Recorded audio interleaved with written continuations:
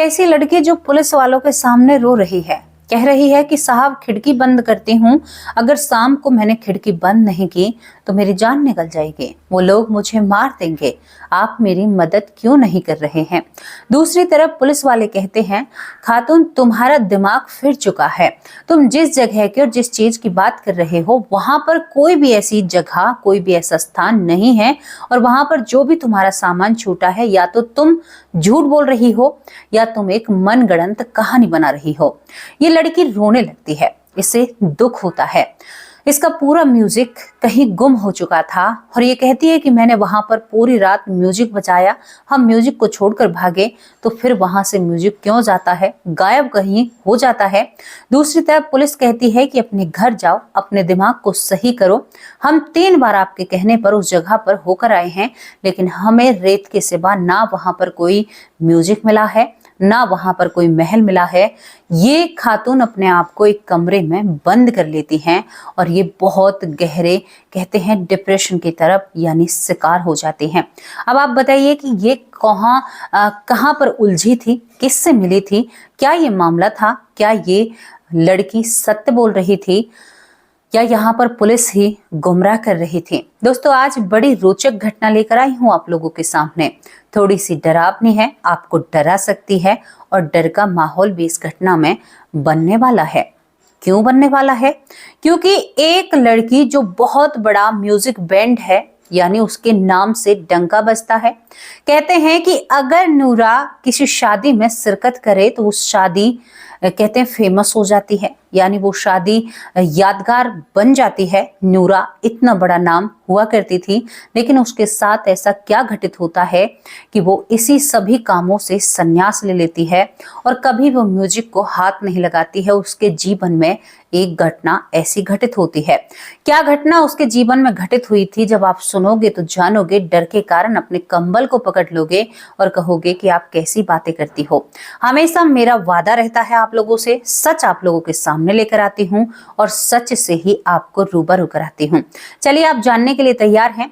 Side में जो photo है वो नूरा का है, आप साइड में फोटो देखिए, हमने नूरा का फोटो लगाया है। नूरा एक म्यूजिक बैंड थी, बहुत जानी मानी हस्ती थी, बड़े बड़े शेखों की शादियों में वो शिरकत किया करती थी, उसका ही म्यूजिक बैंड बजता था, उसके ही गाने बजते थे और कहते थे कि नूरा को हर शादी की शान बनना चाहिए, नूरा को हर शादी में आना चाहिए। नूरा एक नाम बन चुकी थी। नूरा देश तो देश, दूसरे देश में भी जाकर काम करती है। बात होती है 1997 यानी 1997 की।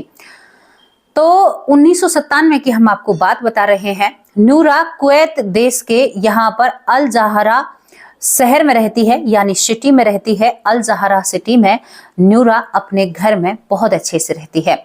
नूरा हमेशा शादियों में बिजी और व्यस्त रहती है, बड़े बड़े शेख उन्हें बुलाते हैं। अब यहाँ पर गर्मियों के दिन थे, 1997 का वो सन चल रहा था और गर्मियों भरी दिन थे, तो यहाँ पर नूरा एक शादी से आती है। नूरा के साथ 5 और लोग थे जो उसका सहयोग या उसकी टीम, जिस तरह से हम अपनी एक टीम के साथ रहते हैं, ऐसे ही नूरा की एक टीम होती है। टीम में एक का नाम लैला होता है, एक का नाम हसन, जो नूरा के काफी खास थे और काफी करीब थे। अब दोस्तों, नूरा एक शादी में से आती है। जो नूरा होती है अपनी गाड़ी से, जो पुराने जमाने की गाड़ी होती है, गाड़ी से उतरती है। उतरते ही उसका फोन बजता है, फोन को उठाती है। जैसे ही फोन को उठाती है, दूसरी तरफ से अरेबिक भाषा में बोलने वाला व्यक्ति बात करता है। नूरा अपनी पोजीशन सही करती है, उसे लगता है जैसे वो व्यक्ति मेरे सामने खड़ा है। वो कहती है कि हाँ जी बताइए, मैं आपकी क्या सेवा कर सकती हूँ, क्या आपकी शादी में हमें गाना और बजाना है? सामने से आवाज आती है कि हाँ, हमारी शादी में तुम्हें आना है। नूरा कहती है कि मेरी फीस बहुत है। सामने वाला कहता है कि जो तुम मुंह से मांगोगी वो हम तुम्हें देंगे। नूरा कहती है कि मैं पहले एडवांस में लूंगी, यानी मुझे पहले आधी पेमेंट, आधी से ज्यादा पहले ही चाहिए। सामने वाला कहता है कि बिल्कुल मिलेगी, आप अपना पता और आपके पते पर पहुंच जाएगा। अब यहाँ पर नूरा कहती है कि क्या ये सच है? इतना बड़ा व्यक्ति मुझसे ऐसे बातें कर रहा है। नूरा बातें ही सुन रही थी। तभी वो कहता है कि ठीक है, तो तुम्हें शादी में आना है। वो कहती है कि आना कहाँ है। अब फोन पर जो अरेबिक भाषा में बात कर रहा था वो ऐसा पता बताता है कि जो अल जहरा से यानी 20 किलोमीटर दूर जो रेगिस्तान पड़ता है, उसमें एक वाटर टंकी जो साइड में फोटो है उसके बारे में जिक्र करता है। कहता है कि वहां पर हमारा एक आदमी खड़ा हुआ मिलेगा, वहां से आगे तुम्हें हम लेकर आएंगे। नूरा कहती है कि वहां पर तो लोग रहते ही नहीं है। अब 1997 की बात है। नूरा जब ये बात करती है तो यहाँ पर सामने वाला व्यक्ति कहता है कि क्यों नहीं रहते, वहां पर मेरा परिवार रहता है और मेरा परिवार बहुत बड़ा परिवार है। अब इस बात को सुनकर नूरा सोचती है कि हमें तो काम करना है। वो कहती है कि ठीक है, आगे की बातें तब होंगी जब मेरा जो मैंने एडवांस आपसे मांगा है वो मेरे पास आ जाएगा। दोस्तों, यहाँ पर नूरा अपने बैंड के जो सभी दोस्त थे या उसके सहयोगी थे सभी को बुलाकर अपने पास बिठाती है। कहती है कि ऐसे ऐसे हमारे पास काम आया है, बताइए तुम्हें चलना है या नहीं। वो लोग समझाते हैं। लैला समझाती है कि नूरा, जो अमीर शेख होते हैं वो अपनी अलग घर बनाकर रहते हैं, दुनिया से ट्रैफिक से दूर रहते हैं, तो शायद ऐसा होगा। उसके दोस्तों ने उसके कानों में बातें भरी और नूरा इस काम के लिए तैयार हो जाती है। दोस्तों, नूरा तैयार हो जाती है। 2 दिन बाद नूरा के घर के दरवाजे पर दस्तक होती है। नूरा जब दरवाजा खोलती है, दरवाजा खोलते ही एक अजीब सा आदमी उसके दरवाजे पर खड़ा हुआ है और वो उसकी हाफ से भी ज्यादा पेमेंट को लेकर खड़ा हुआ है और वो कहता है कि आपकी पेमेंट हो गई है, समय पर पहुंच जाना, समय की पाबंदी आप समझना, समय की कीमत कितनी होती है उसे आप समझना और आपको समय पर पहुंचना है। नूरा तैयार। पैसों की हवा नूरा के चेहरे पर पड़ती है। नूरा अपने सभी म्यूजिक जो यहाँ पर उसके इंस्ट्रूमेंट होते हैं या म्यूजिक के जुड़ी हुई जो भी जिनसे वो गाना बजाना करती है सभी को सही तरीके से रखती है कि भाई हमें बहुत अमीर घर में जाना है, जिसने पहले ही इतनी पेमेंट कर दी। सभी दोस्तों के साथ तय करी हुई तारीख पर नूरा, लैला और यहाँ पर हसन जो इनका ड्राइवर भी था अपनी गाड़ी लेकर निकल जाते हैं। पहुंच जाते हैं उस पानी की टंकी के पास। जब वहां पर पहुंचते हैं तो पानी की टंकी मिल जाती है। यहाँ पर अल जहरा शहर से, सिटी से 20 किलोमीटर दूर वो पानी की टंकी भी मिल जाती है। वहां पर पहुंचते ही एक व्यक्ति सच में ही इनके इंतजार में खड़ा हुआ होता है, जिसने काले रंग के कपड़े, अब देखने में तो वो बुर्खा जैसा लग रहा था, उसका चेहरा ढक रहा था। वो अपनी गाड़ी में आगे आगे चलने लगता है। पीछे पीछे नूरा अपनी टीम के साथ चलती है। दोस्तों, कुवैत की हमने आपको ये घटना, सच्ची घटना है, ये सुना रहे हैं। अब वो चलने लगते हैं, उसके पीछे पीछे जब वो चलते हैं तो यहाँ पर सभी टीम मेंबर बात करने लगते हैं। नूरा, तुमने ठीक से बात की है, क्योंकि कितना भी अमीर सेठ हो या पैसा कम हो, अगर वो ऐसी जगहों पर रहते हैं तो अपने घर तक पक्के रास्ते का इंतजाम करते हैं, लेकिन हम तो रेत में ही चले जा रहे हैं और इस व्यक्ति को क्या पता अंधेरे में कि आगे हम कहाँ वो रास्ता मिलेगा, कहाँ वो घर मिलेगा जहाँ पर शादी है। यहाँ पर नूरा कहती है कि तुम लोगों ने ही तो कहा था। ये गाड़ी आगे चलती जाती है और दोस्तों तभी इनको एक बहुत सुंदर महल दिखाई देता है। अब ये तो किसी घर का अपने दिमाग में एक सोच बनाकर बैठे थे, लेकिन सामने बहुत खूबसूरत महल था। अब नूरा जैसे ही उसकी गाड़ी वहां पर रुकती है, जो व्यक्ति इन्हें लेकर आया था वो अपनी गाड़ी मोड़कर यहाँ से चला जाता है। नूरा कहती है कि इसको तो हमने धन्यवाद भी नहीं कहा, ये हमें यहाँ तक छोड़ने के लिए आया। तो और लोग कहते हैं कि शायद इसका काम यहीं तक का था, चलो कोई बात नहीं, हम चलते हैं। इन्होंने अपने बैंड के सामान उठाए, बैग हाथ में लिए और उस महल की तरफ बढ़ते हैं। तभी एक खातून आती है बुरखे में और दरवाजा खोलती है। बहुत बड़े महल के दरवाजे, लेकिन इस महल में कोई भी नहीं था। वो खातून इनकी तरफ हाथ करती है, बिना कुछ बोले, बिना कुछ कहे, बिना इनको पानी पिलाए इनको इनकी जगह बताती जाती है। नूरा अपने दोस्तों के साथ, लैला, हसन और 3 दोस्त और होते हैं, इनके साथ बैठ जाती है गाने के लिए। दोस्तों, ये गाना गा रहे थे, वहां पर कोई था तो हो नहीं। अब ये सोचते हैं कि कैसे सेठ हैं, यहाँ पर कोई भी नहीं है, कैसे शेख हैं, इनके पास कैसा पैसा है और यहाँ पर ये लोग मतलब पता नहीं ऐसी कैसी शादी है। तभी ये बजाते यानी ये करीबन वहां पर 9:30-10 बजे पहुंचते हैं। 11 बजे तक ये अपना काम प्रोग्राम शुरू करते हैं। दोस्तों, 11 से 11:30 ही बजते हैं। तभी यहाँ पर जिस दरवाजे से आए थे उस दरवाजे से लोगों का आना शुरू हो जाता है। सभी महिलाएं बुरखों में आ रही थी, ब्लैक कलर के, और वहां पर दूसरी तरफ सभी लोग आ रहे थे तभी यहाँ की दुल्हन पर नजर पड़ती है। नूरा गा रही थी। नूरा इन लोगों को देखकर अब इनको नचाना था तो वो और भी जोश में गाने लगती है। दुल्हन को भी नचाना था, लेकिन दुल्हन आने के बाद दोबारा नूरा को नजर ही नहीं आती है। नूरा देखती है कि ये सभी लोग धीरे धीरे डांस करने लगते हैं। अब धीरे धीरे नाचने लगते हैं और नूरा गाती रहती है। नूरा देखती है कि बहुत अजीब स्टेप कर रहे हैं। कैसे स्टेप कर रहे हैं? एक जगह खड़े खड़े पीछे की तरफ घूमना और एक भी स्टेप बिल्कुल गलत नहीं करना, वरना गलती तो हो जाती है। बहुत ही परफेक्ट तरीके से ये डांस कर रहे थे। बिल्कुल भी इनके डांस में कोई भी कमी या कोई भी दिक्कत वाली बात नहीं थी। नूरा को ये बात हजम नहीं हो रही थी।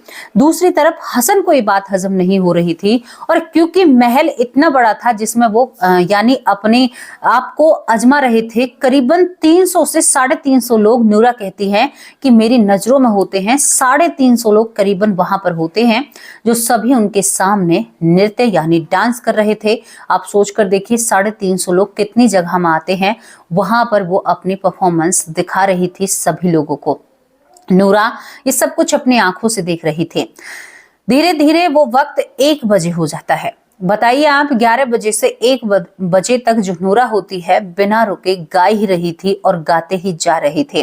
तभी नूरा देखती है कि वो रुक नहीं रहे हैं, थक नहीं रहे हैं और नृत्य करते ही जा रहे हैं। दूसरी तरफ नूरा रुकना चाहती है, कुछ पीना चाहती है, लेकिन उसका गला सूख चुका है।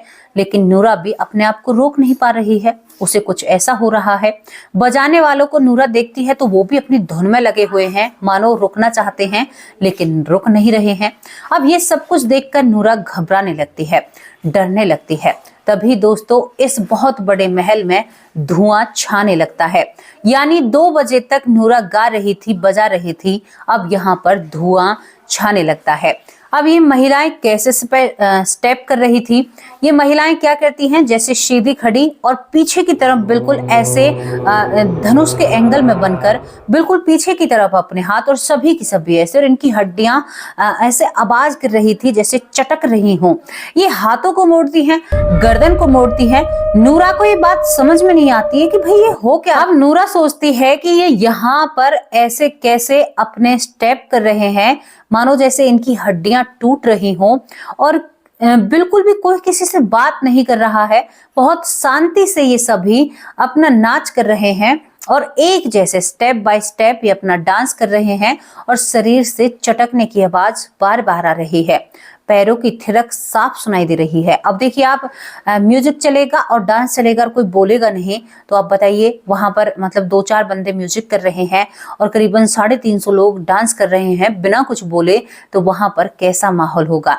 अब यहाँ पर नूरा को ये सारी चीजें खटकती हैं। नूरा मन मन में सोचती है कि मानो जैसे जिंद नाच रहे हों, ये तो जिंदों की तरह लग रहे हैं। अब यहाँ पर वो कभी तो कहती है, जिन्नात उन्हें बोला जाता है, हालांकि मैं अपनी भाषा का इस्तेमाल कर रही हूँ।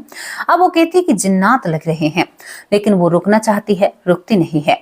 तभी उनमें से एक महिला, जो बुजुर्ग महिला, अब वो अपने बुर्खा पहनकर इसकी तरफ नृत्य करती हुई आती है और नूरा को 2 नोट निकाल कर देती है। नूरा जैसे ही अपना हाथ आगे बढ़ाती है और उस महिला के हाथ से हाथ उसका छिपता है, यानी एक पैसे लेते वक्त हाथ छिपता है, यानी छूने जैसा संपर्क बनता है, तो नूरा को ऐसे लगता है जैसे जलते हुए तवे पर नूरा ने अपना हाथ रख दिया। वो एकदम हाथ पीछे करती है, ये महिला मुस्कुराती है और वहां से चली जाती है। नूरा देखती है इस महिला की जो त्वचा है थोड़ी लटकी हुई है। तभी थोड़ी देर बाद नूरा ने वो पैसे रख लिए। अब दूसरी महिला आती है, दूसरे यानी ग्रुप से महिला आती है, और वो नूरा की तरफ पैसे नहीं करती है। वो जो बैंड बजा रहे हैं पीछे, नूरा के जो दोस्त होते हैं, सहायक होते हैं, उनकी तरफ अपना हाथ करती है। अब पीछे वाली लड़की ने जैसे ही हाथ किया, उसका भी हाथ मानो किसी तवे पर रख दिया हो, क्योंकि उसका भी हाथ छेदता है। तो दोनों के हाथ लाल हो जाते हैं। अब दोनों के समझ में नहीं आता है। ये सभी एक दूसरे की तरफ देखने लगते हैं और इनका नृत्य और बढ़ने लगता है। दोस्तों जैसे जैसे 3 बजते हैं, 3 बजे ही इनका नृत्य तेजी से बढ़ने लगता है। नूरा अपने आप को रोकना चाहती है। हर पल वो इसी बात को सोच रही है कि मैं यहाँ से जीवित कैसे निकलूंगी, ये सब कुछ क्या हो रहा है, और मेरे साथ जो मेरे भरोसे पर लोग आए हैं, मैं उन्हें कैसे बचा पाऊंगी, क्योंकि यहाँ पर बहुत ही ज्यादा, हद से ज्यादा सब कुछ हो रहा था। वो लोग अब जल्दी जल्दी डांस करने लगते हैं। उनकी हड्डियों की चटकने की आवाज और तेज आने लगती है। बहुत तेज आवाज आती है, शरीर मुड़ रहा है, चटक रहा है, बहुत बुरी हालत है। सबरे हॉल में यानी पूरे हॉल में धुआं या धुंध छाने लगती है। इतनी तेज सुगंध की सूंघ कर बस दिमाग तो कह रहा है कि हम फ्रेश हैं। नूरा को लग रहा है कि मेरा गला फट जाएगा। 11 बजे से 3 साढ़े 3 बजे का टाइम हो जाता है। दुल्हन कहीं नजर नहीं आती है। पूरे हॉल में बस महिलाएं और पुरुष ही बुरखे के अंदर या अपनी उस ड्रेस के अंदर डांस कर रहे हैं। नूरा को कुछ भी समझ में नहीं आता है। दोस्तों तभी उस महल में जलती हुई लाइटें एकदम 3:30 बजे बिल्कुल बंद हो जाती हैं। यानी जलने से बंद जब वो लाइटें होती हैं तो इसके बाद नूरा को घबराहट होती है। लगता है कि इस महल में कोई भी नहीं है। करीबन 25 सेकंड के लिए वो लाइटें बंद होती हैं और फिर वो लाइटें ऑन होती हैं। ऑन होने के बाद नूरा देखती है कि सभी लोग हॉल में ही खड़े हैं और लाइट ऑन हो जाती है तो नूरा फिर गाना शुरू कर देती है। नूरा घबरा रही है, नूरा के साथ के लोग भी घबरा रहे हैं। तभी वो सभी महिलाएं बुरखे, अपना जो उनका ब्लैक कलर का बुरखा होता है, उन्हें थोड़ा सा ऊपर करती हैं। जब वो उन्हें ऊपर करती हैं तो नूरा को दिखाई देता है सभी महिलाओं के पैर उल्टे हैं। नूरा जो शक था वो यकीन में बदल जाता है। नूरा अब यही सोचती है कि यहाँ से जैसे तैसे करके हमें बचकर बाहर जाना है। दोस्तों वो करीबन इस चीज को देखकर उनकी आंखों से आंसू निकलने लगते हैं। तभी दूसरी बार लाइट बंद होती है। नूरा कहती है कि जितना भागना है ना, पीछे की तरफ मुड़कर मत देखना, सीधे भागते ही जाना, यहाँ पर मामला गड़बड़ है। सभी दोस्त नूरा के साथ उस दिशा में भागने लगते हैं जहां से उन्होंने इस महल में प्रवेश किया है। लेकिन क्या होता है, जब वो भागते हैं तो कमरे पर कमरे बनते चले जाते हैं और वो जमीन खत्म होने का यानी महल खत्म होने का नाम नहीं लेते हैं। नूरा अपने भगवान को याद करती है और वो एकदम से रेगिस्तान में अपनी गाड़ी को देखते हैं। गाड़ी को देखते ही नूरा बैठती और कहती है, लाइट भी ऑन मत करना, जितना भागा जाता है ना उतना भागते रहना। अब इस चीज से पीछा छुटाना है। जितने भी गाने बजाने के सामान थे वहां पर वो सभी उस महल में रह जाते हैं। नूरा और नूरा के दोस्त जितना चाहते हैं उतना तेज वहां से भागना चाहते हैं। कहते हैं कि ये सुबह 5 बजे तक चलते रहते हैं उस रेत में, जबकि ये जाते वक्त करीबन आध से 1 घंटे में पहुंच गए थे, लेकिन वहां पर भागते रहते हैं। 5 बजे इनको वो टंकी नजर आती है, जिस टंकी के सहारे, टावर के सहारे वहां से उस जगह पर गए थे जहां पर वो व्यक्ति खड़ा हुआ मिलता है। फिर ये पक्की रोड पर आते हैं। रोड पर आने के बाद ये सभी अपने अपने घर जाकर थक कर सो जाते हैं पानी पी पी कर, लेकिन किसी को भी नींद नहीं आती है। डर के कारण सभी की हालत खराब है। दिन निकलता है, बिस्तर से उठने का मन नहीं करता है। लगता है कि वो लोग अब भी इनके कानों में उनके नाचने की और हड्डियां चटकने की आवाज आ रही हैं। यहाँ पर जो दूसरी लड़की को पैसे दिए गए थे उसने उस महिला का चेहरा देखा और उस चेहरे को देखकर वो कांपने लगती है, गाने से बंद हो जाती है। ये थोड़ा सा सीन रह चुका था तो वहां पर भी शक बहुत बढ़ता है। दोस्तों इसके बाद नूरा करीबन दिन के 11:30 बजे अपने दोस्तों के साथ पुलिस स्टेशन पहुंचती है। वहां पर जाकर कहती है कि मेरे साथ अन्याय हुआ है। पेमेंट उसको पूरी मिल चुकी थी। दोस्तों यहाँ पर नूरा कहती है कि ऐसे वहां पर गए थे हम, जो अल जहरा सिटी से, जहां पर जो 20 किलोमीटर रेगिस्तान पड़ता है, उसके भीतर जो पानी की टंकी है उससे भी काफी दूर हम वहां पर गए। वहां पर एक महल है और वहां पर हमारे गाने बजाने का सामान पड़ा हुआ है, आप उसे हमें दिलाइए। अब यहाँ पर पुलिस वाले कहते हैं शायद ये खातून सत्य बोल रही है। वो पुलिस वाले उसके साथ चलते हैं। नूरा अपनी गाड़ी के जो पहियों के निशान वहां पर बने हुए थे उनका पीछा करती है। वो एक जगह जाकर रुक जाते हैं जहां पर यानी रेत के अलावा कुछ भी नहीं था। ना तो वहां पर कोई महल था, ना उनके गाने बजाने के वहां पर सामान थे। नूरा कहती है कि यहाँ इतना बड़ा महल था जिसमें शादी हुई है, वो कैसे गायब हो सकता है। पुलिस वाले कहते हैं कि कानून का समय बहुत कीमती होता है। खातून हम तुम्हें माफ कर रहे हैं, अब के बाद हमारा टाइम खोटी मत करना। पुलिस वहां से आ जाती है। नूरा 2 बार पुलिस को लेकर जाती है लेकिन कुछ भी हासिल नहीं होता है। नूरा अपने घर में ही डरती है। वो डर उसे हर पल सताता रहता है, हर पल परेशानी देता है, उसे डर लगता है। वहीं नाचती हुई महिलाएं, उल्टे पैरों वाली चटकती हुई हड्डियां पुरुष दिखाई देते हैं। अब नूरा हिस्ट्री को जानना चाहती है कि यहाँ पर ऐसा क्या था जो मुझे मिला। नूरा अब पढ़ती है तो उसे मिलता है कि यहाँ पर सच में ही कोई पहले महल था, लेकिन उसमें कुछ अनहोनियां हुई और उस महल को तोड़कर बिल्कुल वहां से सब कुछ हटा दिया गया था। यहाँ पर पहले अमीर अमीर शेख रहा करते थे। नूरा जब ये सब कुछ पुराने अखबारों से साझा करती है और हिस्ट्री को जानती है तो नूरा को समझ में आ जाता है कि जो जिन्नात होते हैं, जिन्नात ने उन्हें अपनी शादी में बुलाया और वो जिन्नात की शादियों में शिरकत करके आई है। नूरा इस सदमे को बर्दाश्त नहीं कर पाती है। नूरा अपने गाने बजाने से संन्यास ले लेती है और कहती है कि मैं जीवन में कभी भी गाऊंगी बजाऊंगी नहीं। जब नूरा की कहानी इधर उधर फैलती है तो कुछ लोग कहते हैं कि पब्लिसिटी पाने के लिए ये सब कुछ किया गया है, लेकिन जब नूरा अपना काम जारी नहीं रखती है, बंद कर देती है, तो लोगों को पता चलता है कि नूरा सत्य बोल रही है। दोस्तों, ये सच्ची घटना है। अब आप क्या मानते हो कि जिंद भी अपनी शादी के लिए क्या किसी फेमस स्टार को बुला सकते हैं? क्या ऐसा हो सकता है? ये सच्ची घटना है। और यहाँ पर इससे 10 या 11 साल पहले ही वहां पर एक बहुत खूबसूरत पुराना प्राचीन महल था जिसको सरकार ने तोड़कर बिल्कुल मिट्टी में मिला दिया था। नूरा पुराने सबूत जब इकट्ठा करती है। अब आप बताइए कि आप इस चीज को कितना मानते हैं और कितनी ये बात आपको सत्य लगती है। हालांकि मैं आपको बताऊं, ये घटना 100% सत्य है, क्योंकि ये घटना यानी कुवैत जैसे देश की है जहां पर जिन्नात को बहुत ज्यादा माना जाता है और वहां पर ऐसी घटनाएं देखने को अक्सर मिल जाती है।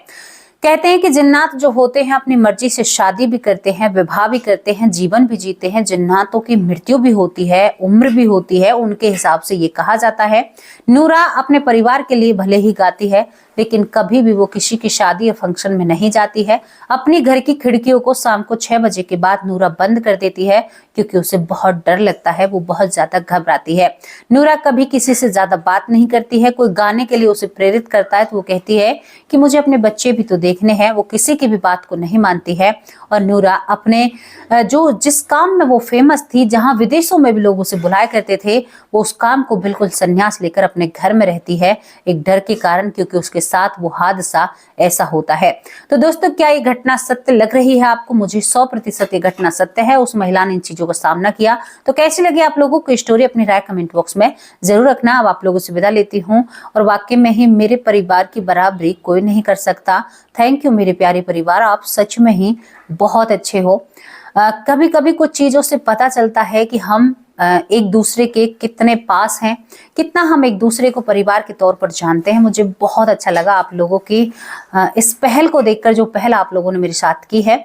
और मैंने इसीलिए आप लोगों से मदद मांगी थी कि परिवार के भी साथ मैंने 10 रुपए के लिए आपको कहा और आपने बहुत अच्छा सहयोग दिया है। बहुत बहुत धन्यवाद।